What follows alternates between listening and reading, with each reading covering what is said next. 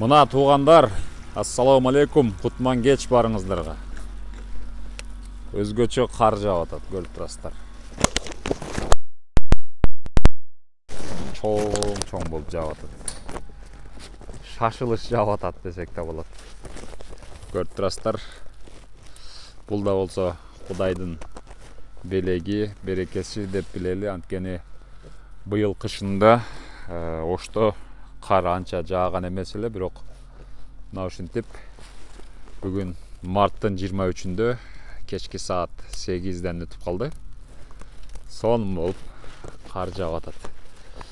Өдөнү карай албайсың, бетке кар түшөт. Мына достор, көрүп турасыздар. Сонун болуп кар жаап атат. Албетте бул дыйкандар үчүн, кайракы жерге буудай арпа сепкендер үчүн, жайлоолор үчүн абдан жакшы болуп атат деп ойлойбуз. Көрүп турасыздар.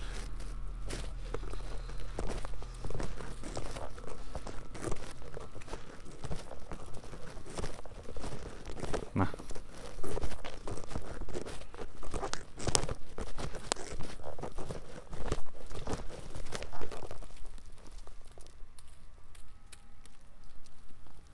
сонун жаап атат.